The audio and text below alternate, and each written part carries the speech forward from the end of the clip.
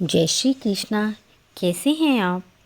आज हम कार्तिक मास के 12वें, 13वें और 14वें अध्याय की कथा के बारे में कहेंगे, जिसमें कि देव दानव के युद्ध और देवताओं द्वारा विष्णु जी की स्तुति और फिर विष्णु जी का जलंधर के साथ युद्ध, उसके बारे में बताया गया है। देखिए, 10वें और 11वें अध्याय में हमने आपको बताया कि कैसे शिव जी ने अपने तेज को क्षीर सागर में डाला, जहाँ से जलंधर राक्षस की गंगा सागर के संगम पर उत्पत्ति हुई। फिर जलंधर का विवाह कालनेमी की पुत्री वृंदा से हुआ। फिर वह दैत्यों पर राज करने लगा। एक दिन जलंधर ने अपने गुरु शुक्राचार्य से राहु के सिर को कटा हुआ देखकर उसके कटने का कारण पूछा। शुक्राचार्य ने देवताओं के द्वारा समुद्र मंथन की कथा सुनाई। उससे उत्पन्न रत्नों को देवताओं द्वारा छीन लेना और राक्षसों के अनादर, हार और राहुल के सिर कटने और उनके पतन का वर्णन किया। अपने पिता समुद्र का मंथन सुनकर जलंधर के नेत्र क्रोध से लाल हो गए।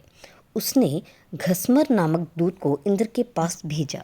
दूत घसमर ने इंद्र से कहा, राजा जलंधर का कहना है कि आपने मेरे पिता सागर का मंथन क्यों किया?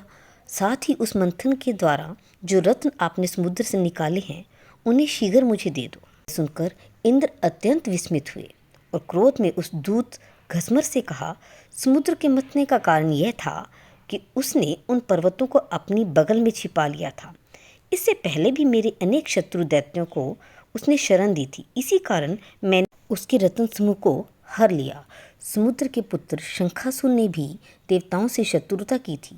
वह समुद्र के गर्भ में छिप गया था। फिर मेरे छोटे भाई ने उसका वध कर दिया था। उत्तर देकर इंद्र ने उस दूत को वापस भेज दिया। दूत ने जब सारा वृत्तांत जलंधर को बताया तो देवराज जलंधर को बहुत क्रोध आया। उसने शुंभ, निशुंभ और करोड़ों अन्य दैत्यों के साथ मिलकर इंद्र की नगरी अमरावती को घेर लिया। दैत्यों और दानवों में बहुत भयंकर युद्ध हुआ। युद्ध में मारे गए राक्षसों को शुक्राचार्य मृत संजीवनी मंत्र पढ़कर जल छिड़क कर जीवित कर देते थे। इसी प्रकार बृहस्पति द्रोण पर्वत से दिव्य औषधियाँ लाकर युद्ध में मारे गए देवताओं को जीवित कर देते थे। युद्ध में मारे गए और फिर जी उठे देवताओं को देखकर जलंधर को बहुत क्रोध आया। उसने शुक्राचार्य से कहा कि ये कैसे संभव है? ये संजीवनी विद्या तो केवल आपके पास ही है। शुक्राचार्य ने कहा, अंगिरा के पुत्र बृहस्पति द्रोण पर्वत से दिव्य औषधियाँ ला लाकर देवताओं को जीवित कर देते हैं, इसलिए तुम द्रोण पर्वत का हरण कर लो। तब दैत्यराज जलंधर ने द्रोण पर्वत का हरण कर शीघ्र ही समुद्र में फेंक दिया। इसके बाद जब युद्ध में देवता मारे गए तो उन्हें देखकर बृहस्पति द्रोण पर्वत पर गए, पर उन्हें वह पर्वत दिखाई नहीं पड़ा। जब उन्हें ज्ञात हुआ कि जलंधर ने द्रोण पर्वत का हरण कर लिया है तो बृहस्पति भय से व्याकुल हो गए और देवताओं से बोले, यह दैत्य रुद्र के अंश से पैदा हुआ है, इसलिए इसे कोई पराजित नहीं कर सकता। ये इंद्र के ही उपद्रव से उत्पन्न हुआ है। इंद्र को उस उपद्रव का परिणाम भोगना ही होगा।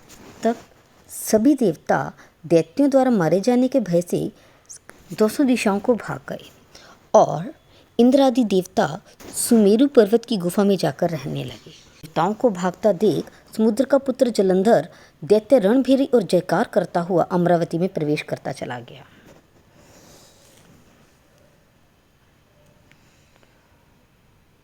जलंधर ने इंद्र देवताओं के सब अधिकार शुंभ, निशुंभ आदि देवताओं को अलग अलग सौंप दिए और असुरों को अधिकारी बनाकर स्वयं सुमेरु पर्वत की गुफाओं की ओर चला गया। तब नारद जी ने कथा बताते हुए राजा पृथु से कहा, जलंधर राक्षस को गुफाओं की ओर आता देखकर इंद्र सहित सभी देवता भय से कांपने लगे, भगवान विष्णु की स्तुति करने लगे।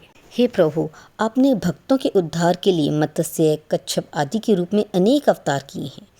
आप भक्तों के कष्टों को दूर करने वाले हैं। हम आपको प्रणाम करते हैं।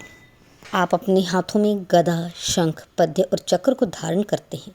आपके ऐसे रूप को हम प्रणाम करते हैं। लक्ष्मी के प्यारे असुरों को नष्ट करने वाले, गरुड़ की सवारी करने वाले पीताम्बरधारी, शरणागत की रक्षा करने वाले प्रभु, आपको प्रणाम है। इस प्रकार जब देवताओं ने विभिन्न तरह से भगवान विष्णु की स्तुति की, तब भगवान विष्णु देवताओं के कल्याण के लिए क्रोधित होकर गरुड़ पर चढ़ गए और लक्ष्मी जी से बोले, तुम्हारे भाई जलंधर ने देवताओं को बहुत दुख दिया है, उन देवताओं ने मुझे पुकारा, इसलिए मैं युद्ध के लिए जाऊंगा। तब लक्ष्मी जी बोले, हे कृपानिधे, मेरे भाई का वध करने के लिए क्यों उद्यत है? तब भगवान विष्णु ने कहा, जलंधर भगवान शिव जी के अंश से उत्पन्न हुआ है और ब्रह्मा ने उसे वरदान किया है कि उसे केवल भगवान शिव ही मार सकते हैं। फिर वह तुम्हारा भाई भी है और तुम उससे प्रेम करती हो, इसलिए मैं जलंधर का वध नहीं कर सकता। ऐसा कहकर गरुड़ पर सवार होकर भगवान विष्णु वहाँ पहुँचे जहाँ देवता उनकी स्तुति कर रहे थे। भगवान विष्णु और राक्षसों के बीच युद्ध होने लगा। पल मात्र ही भगवान विष्णु ने हजारों दैत्यों के सिर काट गिराए। यह देखकर जलंधर के क्रोध की सीमा न रही। जलंधर ने भगवान विष्णु को ललकारा। भगवान विष्णु और जलंधर राक्षस में युद्ध हुआ। जलंधर राक्षस के युद्ध कौशल को देखकर भगवान विष्णु से बोले, हे रणदुर्मुद दैत्य श्रेष्ठ, तो धन्य है जो इस महायुद्ध में इतने बड़े बड़े आयुधों से भी भयभीत ना हुआ। तेरे इस युद्ध से मैं बड़ा प्रसन्न हूँ। तू जो चाहे वर मांग ले, आज तुझे दे दूंगा। तब जलंधर ने कहा, यह वर दीजिए कि आप मेरी बहन के साथ तथा सारे अपने कुटुंबियों के साथ मेरे घर पर निवास करें। ऐसे वचन सुनकर भगवान को खेद तो हुआ, किंतु उसी क्षण उन देवेश ने तथास्तु कह दिया। लक्ष्मी और देवताओं सहित भगवान को वहाँ पाकर जलंधर राक्षस बड़ा प्रसन्न हुआ। जलंधर धर्मानुसार पुत्रों के समान प्रजा का पालन करने लगा। ये थी हमारी आज तक की कथा। कार्तिक मास के 1 से लेकर 11 तक के अन्य अध्यायों की कथा भी हमारे चैनल पर उपलब्ध है।